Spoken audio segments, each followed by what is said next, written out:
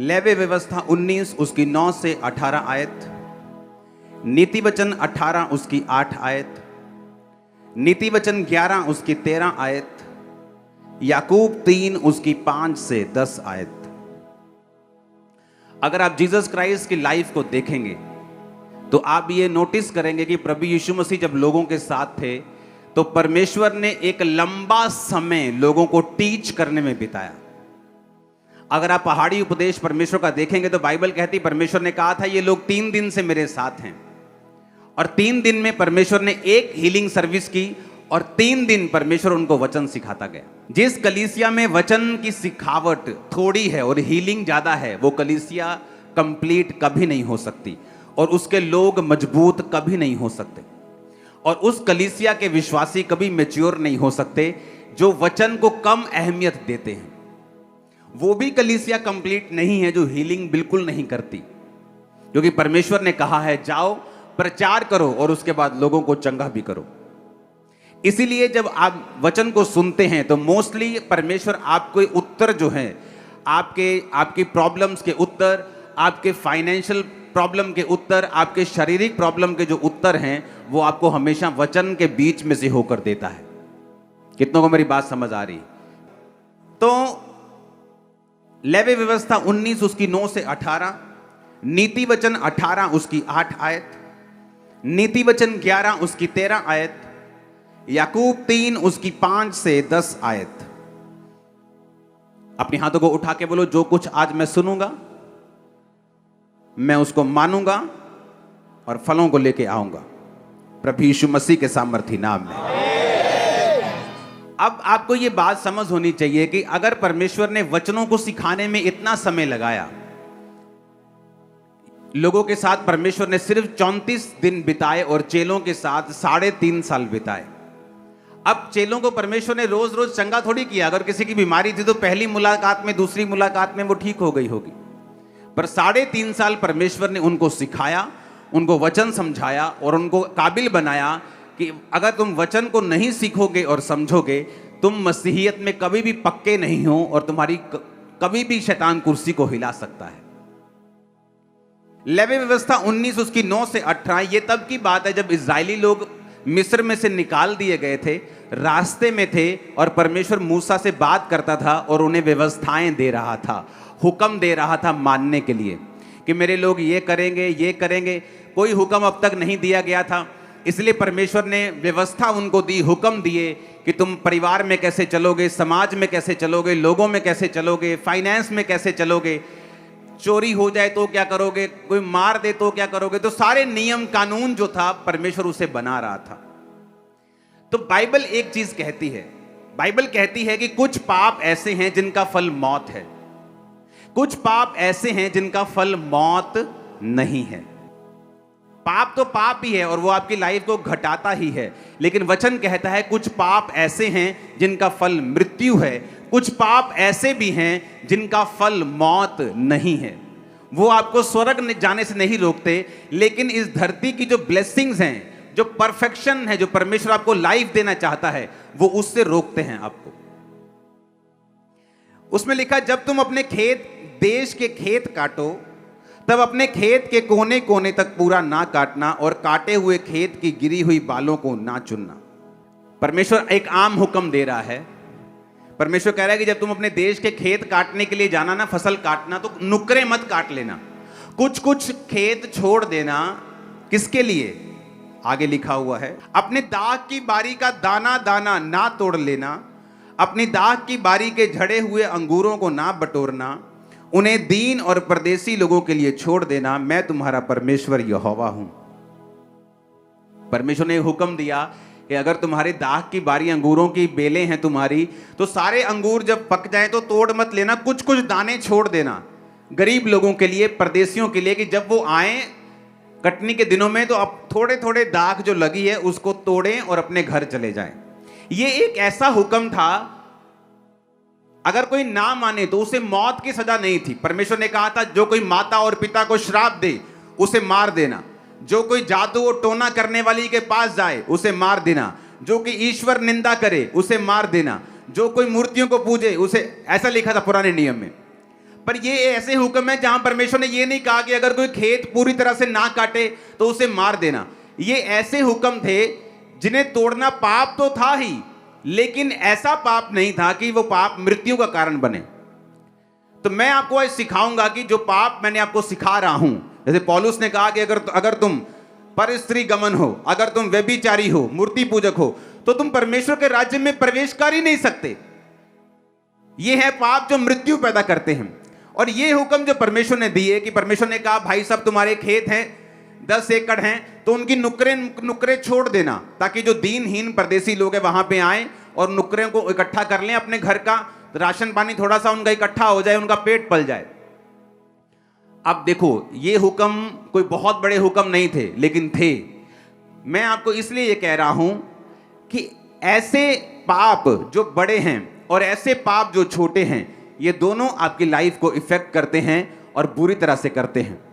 परमेश्वर का छोटे से छोटा हुक्म जो बाइबल में दिया गया है, चाहे वो टाइट देना हो, प्रेयर करना हो, माता पिता की आज्ञाओं को मानना हो, किसी के खिलाफ झूठी गवाही ना देना, कुछ भी हो, वो छोटे से छोटा हुक्म जो जीसस क्राइस्ट के मुंह से निकला, वो एक लंबा बड़ा असर आपकी लाइफ के अंदर पैदा कर सकता है।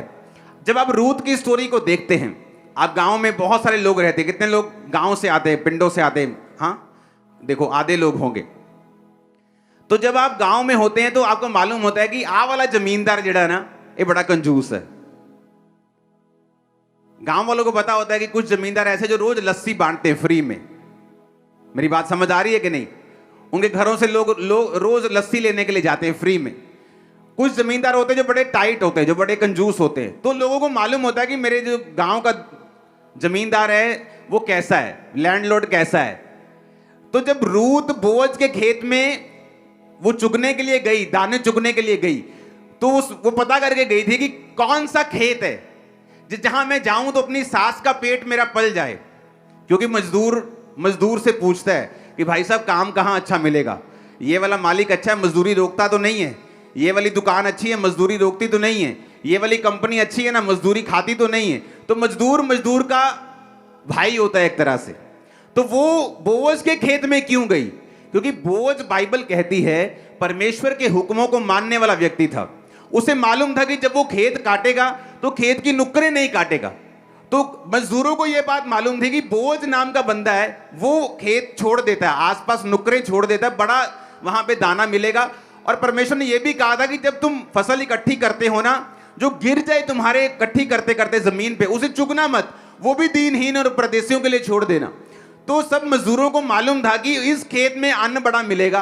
तो रूथ इसी पूछाहट में, क्योंकि वो जानती नहीं थी उस इलाके को, तो सडनली उसको सपना तो आया नहीं होगा ना, वो इस इलाके को जानते, तो लोगों से उसने पूछा होगा। तो लोगों ने बोअज का खेत रिकमेंड किया कि वहां पे चली जा, तेरे को कुछ ना कुछ अब तेरी बूढ़ी सास के लिए तेरे लिए जरूर मिल जाएगा। अब देखो, एक हुक्म जो मृत्यु का कारण नहीं है, जो नहीं मानता, लालच कर जाते हैं लोग, मर नहीं जाते। लेकिन अगर बोअज ने सारे खेत को काट लिया होता, और उसकी आदत होती कि वो सारे खेत काट लेता है, कुछ छोड़ता नहीं है, मैं आपको दावा करता हूं रूथ जैसी एक अच्छी औरत, एक काबिल औरत, एक विश्वासी औरत उसकी लाइफ में कभी भी एंटर ना कर पाती। कितने मेरी बात को समझ रहे हैं? एक छोटा सा हुक्म, एक स्मॉल सा हुक्म, किस तरह से देखो उसकी लाइफ में पैसा था। वो बोअज अमीर था, लैंडलॉर्ड था, पैसे थी, बरकत थी, नौकर चाकर थे, सब कुछ था, लेकिन मैरिज नहीं थी। आपकी लाइफ में कुछ टेस्टिमनीज ऐसी होती हैं, वो तब तक नहीं बनती जब तक आप अपने आप को परफेक्ट नहीं करते। कुछ लोग बोलते हैं मैं मूर्ति पूजा तो नहीं कर रहा हूं जी, मैं व्यभिचार नहीं कर रहा हूं जी। अब ये बात नहीं है। कई बार परमेश्वर आपको आपकी लाइफ की बड़ी टेस्टिमनी देने से पहले वो चाहता है आप छोटे छोटे गुनाह भी जो करते हैं उसको ना करें, परफेक्ट लाइफ रखें, ताकि परमेश्वर आपको वो लाइफ दे सके जो आपको देने के लिए, जिसके लिए आपको बुलाया गया है, जिसके लिए परमेश्वर ने आपको अपने पास बुलाया है। लेकिन अब परमेश्वर अब्राहम को बच्चा देना चाहता था, लेकिन अब्राहम परफेक्ट नहीं था, इसलिए परमेश्वर 99 साल का जब वो था, परमेश्वर आते हैं उसके दर्शन में, बोलते हैं अब्राहम मेरी उपस्थिति में चलता जा और सिद्ध होता जा। अब्राहम बोलता था परमेश्वर 24 साल हो गए तेरा पीछा करते, अभी भी मुझे सिद्ध होना है क्या? अब तो बातें कम कर, बच्चा दे मुझे। लेकिन परमेश्वर जानते थे कि जो मैं तुझे देना चाहता हूं, कई बार आपकी लाइफ में 5 टेस्टिमनीज बन चुकी हैं, बड़ी 6 टेस्टिमनीज बन चुकी हैं, लेकिन अभी भी एक ऐसी गवाही बाकी है जिस पर आपकी लाइफ डिपेंड करती है। कितने मेरी बात को समझ रहे हैं? मेरी लाइफ में ऐसा था, बहुत सी गवाहियां थी, लेकिन अभी भी कुछ टेस्टिमनीज ऐसी थी जिन पर मेरा पूरा जीवन निर्भर करता था। तो क्या करूं? खींच आती थी, खिजाहट आती थी, गुस्सा आता था, प्रभु के ऊपर निकालता था, प्रेयर बंद कर देता था, ड्रामे चलते थे, कोई फायदा नहीं होता था। फिर से दोबारा उसी प्रेजेंस में आना पड़ता था, कुड़कुड़ाकर अपनी ब्लेसिंग को मैं लेट करता था। तो परमेश्वर ने मुझे सिखाया कि मुझे परफेक्ट होना पड़ेगा, मुझे सीधा चलना पड़ेगा, मुझे धीरज रखना पड़ेगा, मुझे आत्मा के फलों को बनाना पड़ेगा, मुझे छोटे हुक्मों से लेकर बड़े हुक्मों को मानना पड़ेगा, ताकि वो आशीष मेरी लाइफ में जब आए तो वो कंप्लीट हो जाए। कितने मेरी बात को समझ रहे हैं? अब देखो, है छोटा सा हुक्म, परमेश्वर ने ऐसे ही बोला मूसा को कि जब दाख इकट्ठी करना तो सब इकट्ठी मत कर लेना, जब खेत काटना सारे मत काट लेना। अब एक धर्मी बंदा जो प्रभु से प्यार करता है, मैं आपको दावा करता हूं, वो छोटी आज्ञा हो बड़ी आज्ञा हो, वो उस आज्ञा को कभी भी तोड़ता नहीं, कभी भी नहीं ब्रेक करता उस आज्ञा को, कभी भी तोड़ता नहीं, छोटी हो चाहे बड़ी हो। लेकिन जो नॉन सेंसिटिव अनसेंसिटिव लोग होते हैं, जिनको सेंस नहीं होती, जो आत्मिक डफर होते हैं, उनको मतलब नहीं है, वो छोड़ दे, कोई नहीं, परमेश्वर साढ़े नाल ही है, वो कोई नहीं, चिंता नहीं करनी। और अब माफ करने वाला परमेश्वर, वो है माफ करने वाला, लेकिन पता नहीं कौन सी छोटी एक आदत है तुम्हारी बुरी, जो तुम्हारी लाइफ की एक बड़ी गवाही को रोक के बैठी। वो आदत छोटी सी हो सकती, गाली निकालना हो सकती, चुगली करना हो सकती, छोटी आदत, लेकिन तुम्हारी बड़ी गवाही को रोक के बैठी। मैं आपको बता रहा हूं, परमेश्वर कई बार आपकी लाइफ की बड़ी गवाहियां छोटे हुक्मों के पूरा होने के साथ जोड़ के रखता है, ताकि आपको यह बात समझ जरूर आए कि जिस तरह बड़े हुक्मों को मानना जरूरी है, छोटे हुक्मों को मानना भी उतना ही जरूरी है, क्योंकि आपकी कई लाइफ की बड़ी गवाहियां उन हुक्मों के साथ जुड़ी हुई होती हैं। कितने इन बातों को समझ रहे हैं? बोझ छोटे हुक्मों को मानता था, उसी वजह से उसे थोड़ी मालूम था, वो तो मानता था। जो टाइट देने वाले लोग हैं वो लालची थोड़ी हैं कि मुझे परमेश्वर 100 गुना देगा। ये कोई बिजनेस कर रहे हो क्या तुम? ये कोई परमेश्वर के साथ तुम्हारा बिजनेस चल रहा है कि तुम 100 दोगे तो वो तुम्हें 100 गुना करके 10,000 वापिस करेगा? नहीं, जो खुदा से प्यार करने वाले लोग हैं, आउट ऑफ लव, प्रेम के कारण, खुदा से प्यार के कारण, वो छोटे और बड़े सब प्रकार के हुक्मों को मानते हैं। और परमेश्वर का वचन पूरा होता है, तूने जो मुझसे प्यार किया है इसलिए मैं तुझको छुड़ाऊंगा। वो आपको छुड़ाने जा रहा है चर्च, आपके परिवार को बड़ी रीति के साथ छुड़ाने जा रहा है। आमीन ऊंचा चाहिए। अब देखो आगे क्या लिखा 11 आयत में, तुम चोरी ना करना, एक दूसरे से कपट ना करना और झूठ ना बोलना। आज्ञाएं हैं, लोग तोड़ते हैं, छोटी छोटी बात पे झूठ बोलते हैं। हाँ किथे आ गए तू? मैं आ गया जी, बस नकोदर जंग पहुंच गया, अभी घर से निकले। ये भी झूठ है। आपको लगता है ये छोटा झूठ है, लेकिन कई बार ये चीजें आपकी बड़ी बरकत को रोक के रखती हैं और आपको मालूम भी नहीं होता। और छुट्टी कर ली तू, मैं बीमार सी जी, मैं ठीक नहीं सी। सीधा बोलो भुआ के लड़के की शादी थी, सीधा बोलो घूमने जाना था, सीधा करो दिल नहीं कर रहा था जी, मैं थोड़ा सा रेस्ट कर रहा था। जब तक तुम सीधा स्पष्ट नहीं बोलोगे, परमेश्वर तुम्हें बरकत नहीं देगा। अब्राहम की लाइफ में कोई बहुत बड़ा गुनाह नहीं था जब परमेश्वर ने कहा अब्राहम मेरी उपस्थिति में चलता जा और सिद्ध होता जा। अब्राहम कोई दूसरे परमेश्वर को मानने वाला बंदा नहीं था, कोई व्यभिचारी नहीं था, लेकिन उसकी लाइफ में छोटी छोटी कुछ चीजें होंगी जो उसकी बरकत को रोक रही होंगी। परमेश्वर ने कहा तो अब्राहम सिद्ध होता जा।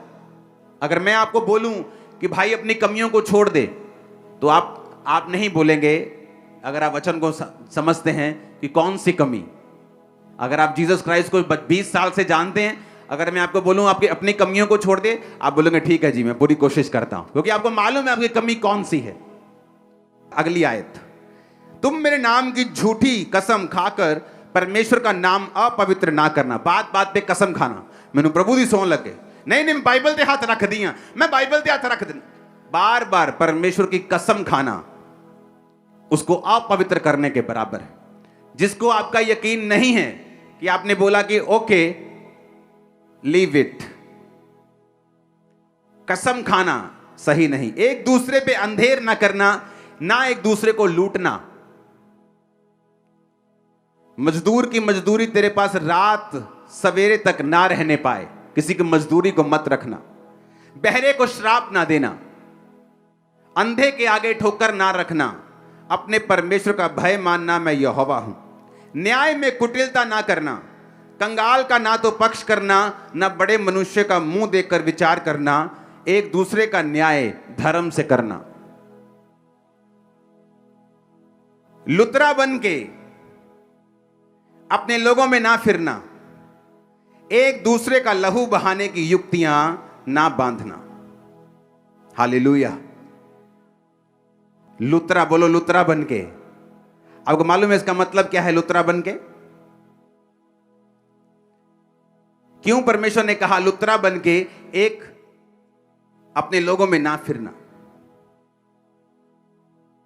नीति वचन 11 उसकी 13 आयत भी यही कहती है, जो लतुराई करता फिरता वो भेद प्रकट करता है, परंतु विश्वास योग्य मनुष्य बात को छिपा रखता है। नीति वचन 18 उसकी 8 आयत भी यही कहती है, कानाफूसी करने वाले के वचन स्वादिष्ट भोजन के समान लगते हैं, वे पेट में पच जाते हैं। अगर हम इसको इब्रानी भाषा में देखें तो लतुरा का मतलब है राकील।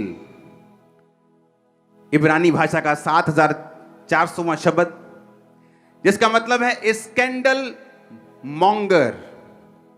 अगर हम इसे पढ़ेंगे बड़े ध्यान से, जो आज मैं आपको टीचिंग दे रहा हूं, ये हाई लेवल की बाइबल टीचिंग है जो आपको देना बहुत जरूरी है। जैसे आप यूनिवर्सिटीज में पाते हैं जो बाइबल टीचिंग स्पेशल टीचिंग होती है, वो मैं आपको आज दे रहा हूं। उस फोटो को देखेंगे, scandal, definition of scandal mongering, spreading malicious gossip, type of gossiping. कहता कानाफूसी करने वाले, गॉसिप करने वाले, गली के बाहर बैठकर, हो भैन जी तानू पता लगा उदी कुड़ी फलाने मुंडे ने फसी हुई, भैन जी पता लगा तानू आप मुंडा नशे करदा। अगर तुम विश्वासी हो तुम गॉसिप नहीं करोगे। अगर तुम्हें कुछ पता चल जाए तुम उसके लिए प्रेयर करोगे।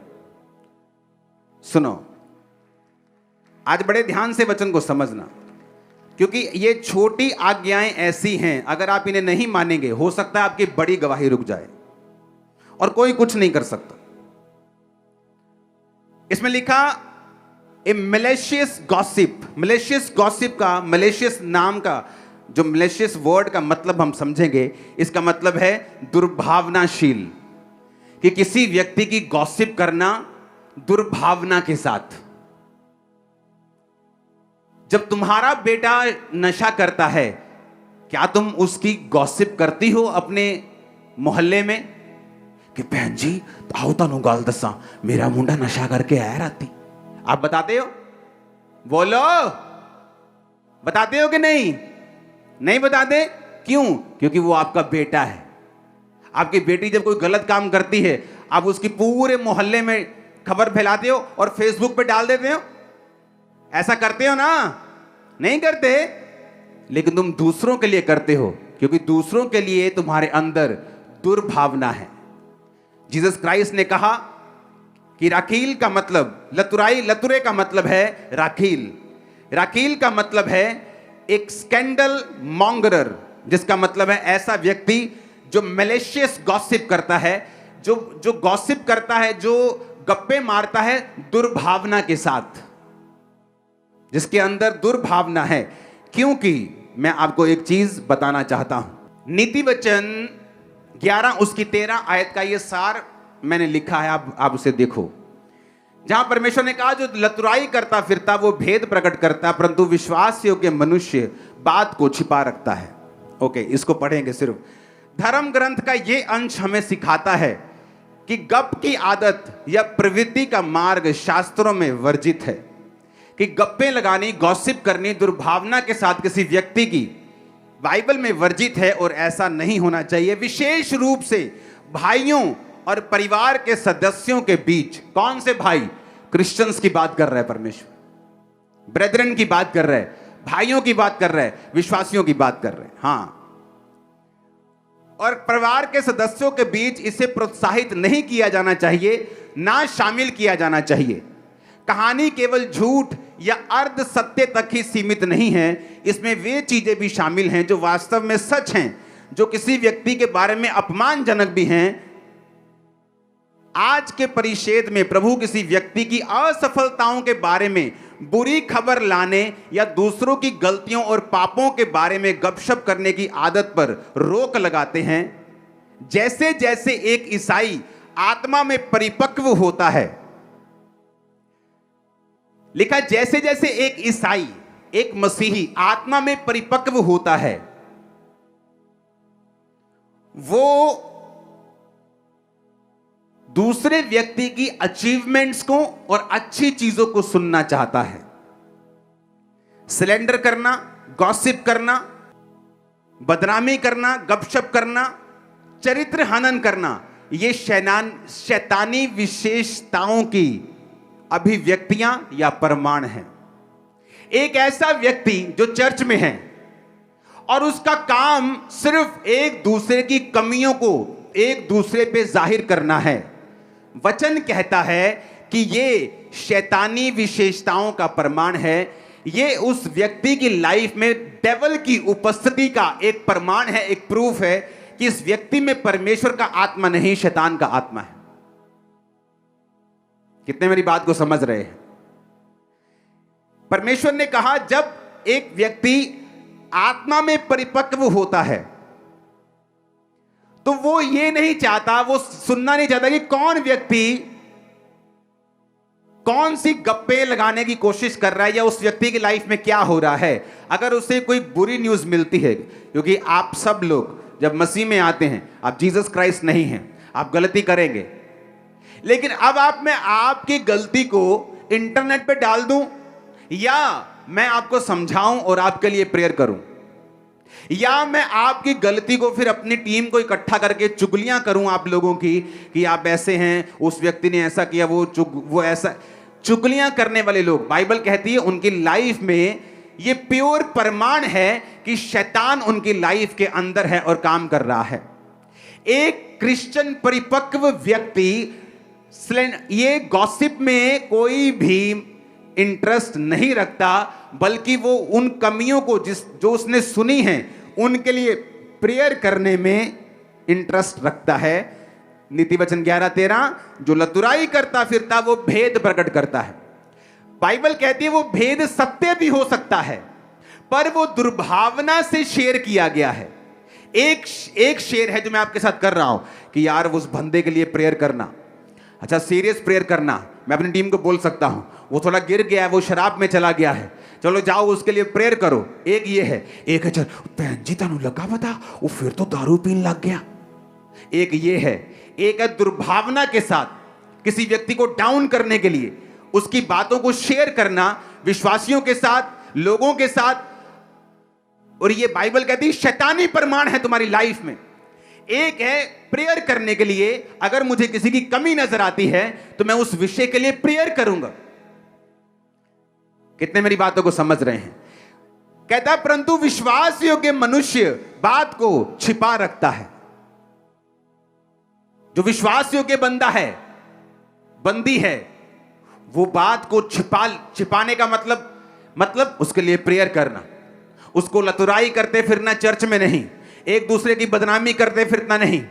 इसीलिए वचन कहता है याकूब 3 उसकी 5 से 10 में, जीभ भी छोटा सा अंग है, बड़ी बड़ी डींगे मारती है, थोड़ी सी आग से देखो कितने बड़े जंगल में आग लग जाती है। जीभ भी एक आग है, हमारे अंगों में अधर्म का एक लोक है, सारी देह पर कलंक लगाती है, जीवन गति में आग लगा देती है, नरक कुंड सी आग से जलती रहती है। हर प्रकार के वन, पशु, पक्षी, रेंगने वाले जंतु, जलचर मनुष्य जाति के वश में हो सकते हैं, पर जीव को मनुष्यों में से कोई वश में नहीं कर सकता। वे एक ऐसी बला है जो रुकती नहीं, प्राण नाशक विष से भरी हुई है। इसी से प्रभु और पिता की स्तुति करते हैं, इसी से मनुष्य को जो परमेश्वर के स्वरूप में उत्पन्न हुए हैं श्राप देते हैं। हे मेरे भाइयों, एक ही मुंह से धन्यवाद और श्राप दोनों निकलते हैं, ऐसा नहीं होना चाहिए। उसने कहा जीव तुम्हारे जीवन में अधर्म का लोक है, नरक कुंड की आग से जलती रहती है। जो व्यक्ति इसको काम में लाना नहीं जानता वो इसका फल पाएगा।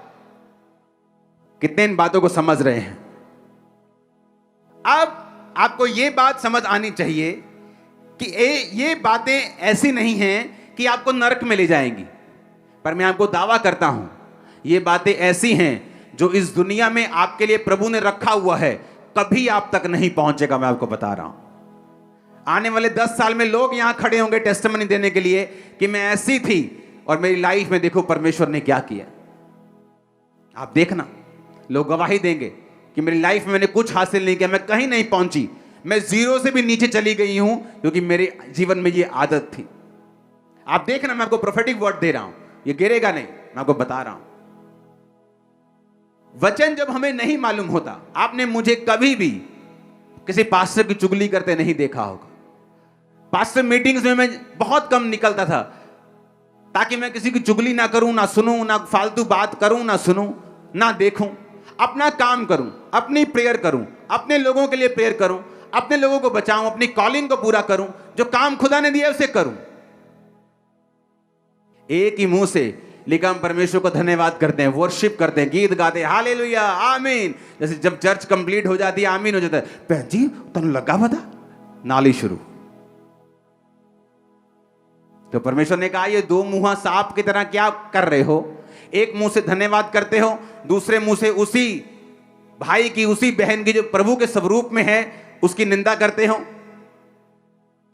उसने कहा लतुरा बन के अपने लोगों में ना फिरना, एक दूसरे का लहू बहाने की युक्ति ना बांधना, मैं यहोवा हूं। 16 आयत। 17 आयत, अपने मन में एक दूसरे के प्रति बैर न करना, अपने पड़ोसी को अवश्य डांटना, नहीं तो उसका भार तुझ पर बना रहेगा। बहुत कम लोग हैं जो डांटने की ताकत रखते हैं, लेकिन बाइबल में लिखा है, फिर से पढ़ेंगे, लतुराई का मतलब इब्रानी भाषा में 7400 शब्द। राकील का मतलब है स्कैंडल मॉन्गर, और उसके बाद स्लेंडर, कैरी टेल्स और टेल बीरर। टेल बीरर को जब हम पढ़ते हैं, गूगल पे पढ़ेंगे टेल बीरर के शब्द को, उसमें लिखा टेल बीरर वो आदमी है जो सीक्रेट्स जाहिर करता है दूसरे लोगों के ऊपर, आपके सीक्रेट्स। ये एक ऐसा व्यक्ति है चर्च में, बाइबल कहती है ये इनडायरेक्टली शैतान का दूत है और शैतान उसे इस्तेमाल कर रहा है। कुछ लोगों की आदत होती है, मैं आपको बता रहा हूं, बहुत से पास्टर्स ऐसे लोगों के साथ ग्रसित हैं, बहुत सी सेवकाइयां ऐसे लोगों के साथ ग्रसित हैं। आपके साथ कुछ लोग होते हैं ऐसे जो खुद कहीं नहीं जाते, पर आपके साथ के लोगों को हमेशा डिस्करेज करते हैं। खुद कहीं नहीं जाना उन्होंने, लेकिन साथ वाले लोगों को कभी मालूम नहीं होता कि ये लोग क्या कर रहे हैं। और जब आप आत्मा में बढ़ते हैं और ऐसे लोगों को आप निकालते हैं, लोगों को समझ आती है अच्छा ये व्यक्ति शैतान का दूत था, ये शैतान की विशेषताओं का एक प्रमाण था इसके अंदर, और जब ये गया सब कुछ सेट हो गया। और जिन व्यक्तियों को ऐसे लोग डिस्करेज करते हैं, उन व्यक्तियों का हाल देखो जाके क्या होता है। जब वो निकल जाते हैं बुरे हाल होते हैं, बुरे हाल बताने योग्य नहीं। डेथ्स होती हैं घरों में, ऐसी चीजें होती जो बताने वाली भी नहीं, और उन्हें मालूम नहीं कि एक छोटा सा गुनाह जो तुम्हारे शरीर में, तुम्हारी लाइफ में है, किसी की लाइफ को कितना बड़ा इफेक्ट कर सकता है, क्योंकि जो परमेश्वर का जन है वो कभी इफेक्ट नहीं होता। एक बाप 100 बच्चे चाहे तो जन्मा सकता है, 100 बच्चे मिलकर बाप पैदा नहीं कर सकते। हालेलुया। चाहे वो 100 के 100 डॉक्टर और इंजीनियर और बड़े बड़े बिजनेसमैन क्यों ना। पलटा ना लेना, अपनी बदला लाने ना, खुदा ने कहा 18 आयत। अपने जाति भाइयों से बैर मत करना, एक दूसरे से अपने समान प्यार करना, मैं यहोवा। परमेश्वर ने कहा एक मॉन्गर मत बनो, टेल बीरर मत बनो, लतुराई करते मत फिरो चर्च में, गॉसिप मत करो, एक दूसरे पे अंधेर मत करो, नीति वचन 18 उसकी 8 में लिखा, कानाफूसी करने वाले के वचन स्वादिष्ट भोजन के समान लगते हैं, वो पेट में पच जाते हैं। कानाफूसी करने वाले के लिखा जो वचन होते हैं ना, बड़े टेस्टी लगते हैं, सुनने में मजा बड़ा आता है, लेकिन बाद में उसका असर जो है वो बुरा है। सुनाने वाला भी श्रापित है और सुनने वाला भी इफेक्टेड है।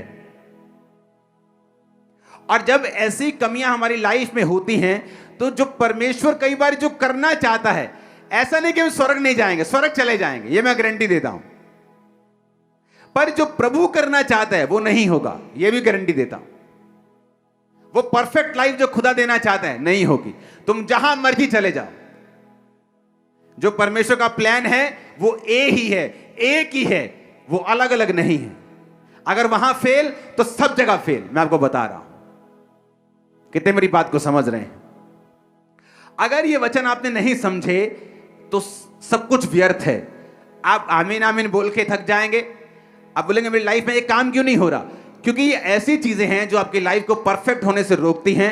और कुछ ब्लेसिंग्स ऐसी हैं, जब तक आप उन चीजों को हासिल नहीं करते, आत्मा में परफेक्ट नहीं होते, आपकी लाइफ में कभी एंटर नहीं करते। एक असली मसीही व्यक्ति गॉसिप सुनने से उत्तम यह समझता है कि जिस व्यक्ति की लाइफ में उसको कमी नजर आती है, उस व्यक्ति के लिए वो प्रेयर करेगा। हालेलुया, ऊंची आवाज में बोलो हालेलुया, ऊंची आवाज में हालेलुया। जब हम बढ़ते हैं तो बाइबल कहती तुम दाग की तरह हो, तुम टहनियां हो। एक दाग जब बढ़ती है ना, जब एक बूटा बढ़ता है, कोई भी हो, जब वो ज्यादा बढ़ जाता है तो आउट ऑफ शेप हो जाता है, पता है कि नहीं? जब वो आउट ऑफ शेप हो जाता है तो फिर माली उसे थोड़ा थोड़ा काटता है। वो काट के छोटा तो नहीं हो जाता पहले जितना, थोड़ा सा छोटा हो जाता है, लेकिन पूरी तरह से शेप में आ जाता है। फिर वो और बढ़ता है, फिर माली उसको फिर काटता है और शेप में लेके आता है। बाइबल क्या कहती है? उसने कहा अपने पड़ोसी को अवश्य डांटना। पड़ोसी कौन? आपका नेबर नहीं, जो आपके मकान में रहता है, आपके मकान के साथ, वो उसकी बात नहीं कर रहा। पड़ोसी का मतलब जो आपके सबसे करीब है, जिसको आप जानते हैं। मुझे याद है जब मैं अपने स्पिरिचुअल फादर के पास नाइजीरिया में जाया करता था, तो वहां पे अच्छी तरह से मेरी धुलाई होती थी, आत्मिक धुलाई। तो सारी कमियां वहां निकल जाया करती थी। तुम्हारी लाइफ में एक भी जन ऐसा नहीं है जो तुम्हें डांट सके। जिसको बाप ने नहीं डांटा, मेंटर ने नहीं डांटा, उसको दुनिया ने डांटा है, उस दुनिया ने उसको मारा है। जिसने बाप की मार खाई है, उसने दुनिया को नचाया है अपने इशारों पर। मैं आपको बता रहा हूं, उसको दुनिया नहीं नचा सकी, उसको दुनिया घुमा नहीं सकी, उसको दुनिया मार नहीं सकी। तुम्हारी लाइफ में एक बंदा भी ऐसा नहीं है जिसकी तुम डांट खा सको। शर्म आनी चाहिए। बाइबल कहती है चुगलियां करने वाले लोग, गॉसिप करने वाले लोग। फिर से पढ़ेंगे उस हिंदी के पदों को, उस बाइबल टीचिंग को पढ़ेंगे फिर से। धर्म ग्रंथ का ये अंश, कौन सा अंश? नीति वचन 11 उसकी 13 आयत को पढ़ेंगे साथ साथ। जो लतुराई करता फिरता वह भेद प्रकट करता है, परंतु विश्वास योग्य मनुष्य बात को छिपा रखता है। ये वाला अंश की बात कर रहा है। धर्म ग्रंथ का ये अंश हमें सिखाता है कि गपशप, गॉसिप करने की आदत, चुगलियों की आदत या प्रवृत्ति का मार्ग शास्त्रों में वर्जित है। बाइबल में इसका वर्जित मतलब मना है, और ऐसा नहीं होना चाहिए। विशेष रूप से भाइयों, परिवार और परिवार के सदस्यों के बीच इसे प्रोत्साहित ना किया जाए, ना शामिल किया जाए। कहानी, गपशप की कहानी केवल झूठ और अर्ध सत्य तक सीमित नहीं, इसमें वो चीजें भी शामिल जो सच्चाई हैं। गॉसिप करने वाला जरूरी नहीं झूठ बोलेगा, वो सच भी बोल सकता है, पर है वो शैतानी, है वो झूठा। उसका ओरिजिन, उसका जन्म शैतान से हुआ है। कितने मेरी बातों को समझ रहे हैं? और इसी वजह से जब लोग जो बाइबल के पदों को नहीं समझते, ऐसे लोगों से जब मेल मिलाप करना शुरू करते हैं, वो गिर जाते हैं। अब आगे पढ़ेंगे।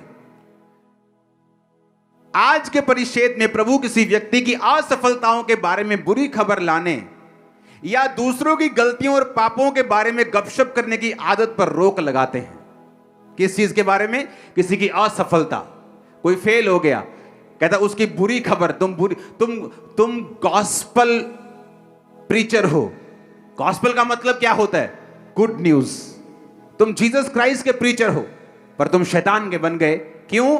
तुम बुरी खबर लाने वाले हो, दूसरों की बुरी खबर, असफलताएं, किसी की लाइफ में क्या हो रहा है, कोई मर गया, कोई लुट गया, उसके बारे में तुम ज्यादा अपनी बातों को फैलाते हो और गुड न्यूज कम फैलाते हो।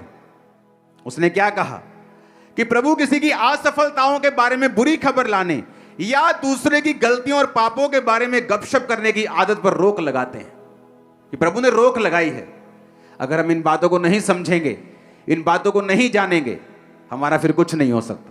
हम क्रिश्चियन भी रहेंगे, बरकतें भी कुछ कुछ मिलती रहेंगी, हीलिंग भी कई बार मिलती रहेगी, स्वर्ग भी मिस नहीं होगा, पर वो लाइफ मिस कर जाएंगे जो खुदा ने हमें देने के लिए बुलाया है, जो एक परफेक्ट लाइफ है, जिसमें ब्लेसिंग्स हैं, जिसमें ऊंचाई है, जिसमें परमेश्वर का मास्टर प्लान है, जिसके तहत परमेश्वर ने आपको बुलाया है।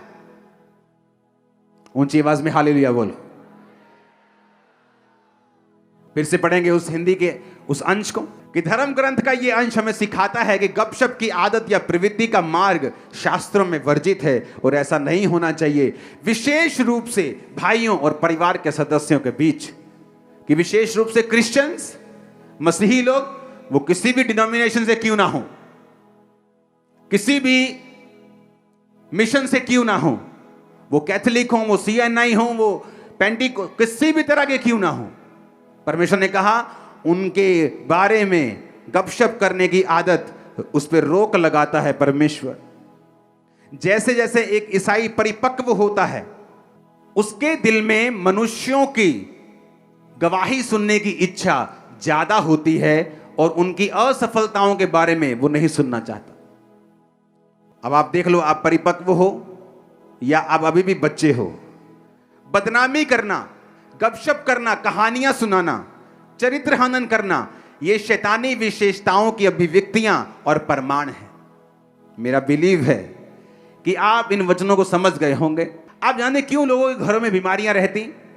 यहां प्रभु बोझ ले लेना, प्रभु बोझ लेने के बाद अपनी चुगलियां शुरू।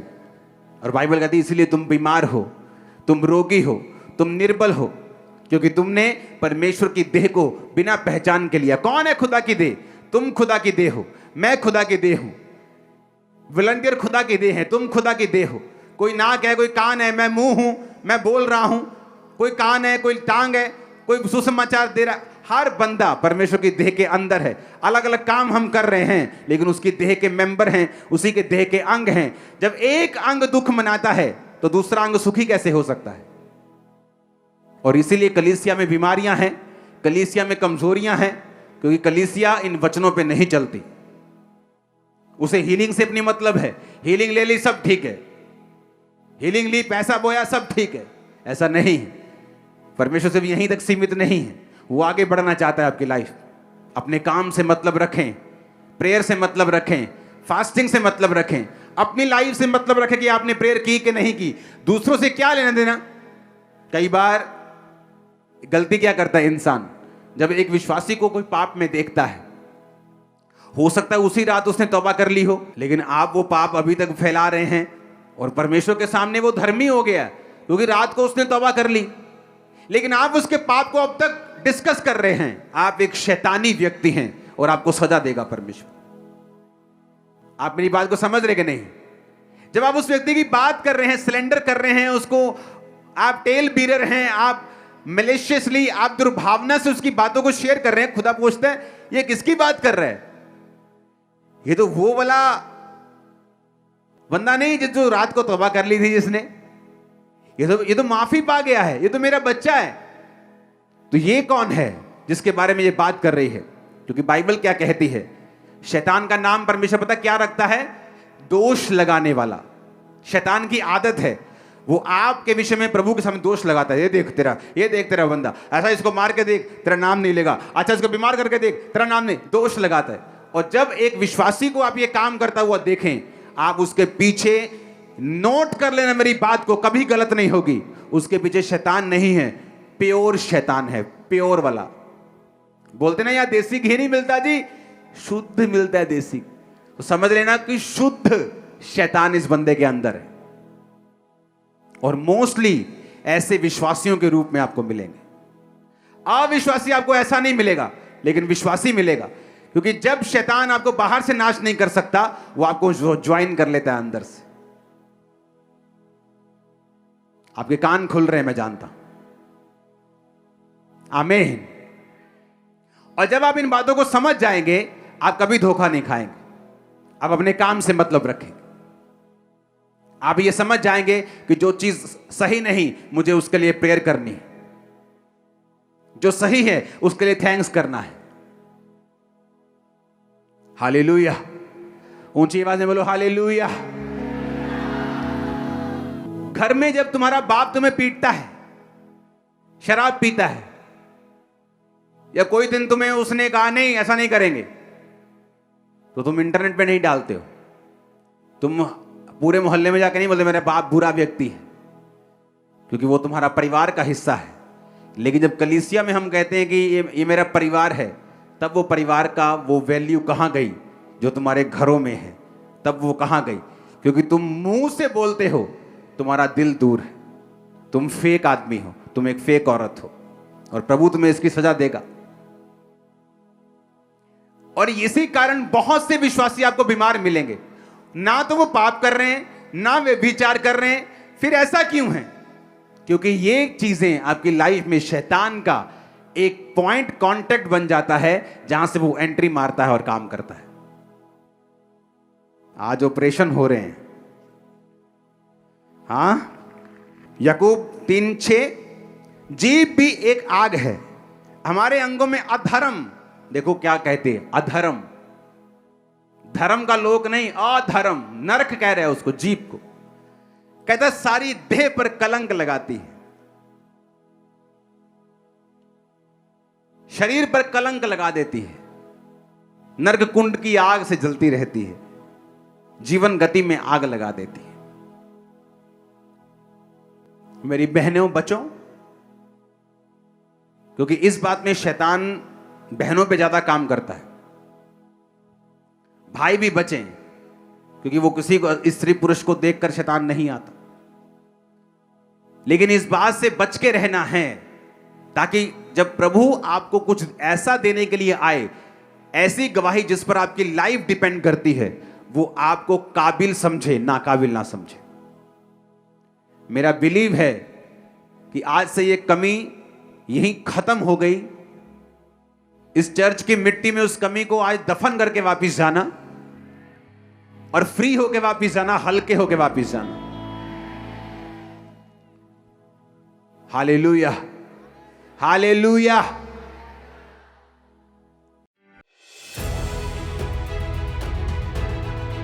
परमेश्वर के दास द्वारा दिए गए जीवित वचनों और बाइबल के गहरे आत्मिक रहस्यों को जानने के लिए आज ही हमारे YouTube चैनल को सब्सक्राइब करें, बेल आइकन को जरूर प्रेस करें, ताकि परमेश्वर की नई आत्मिक शिक्षा, न्यू रेवलेशन सबसे पहले आप तक पहुंच सके।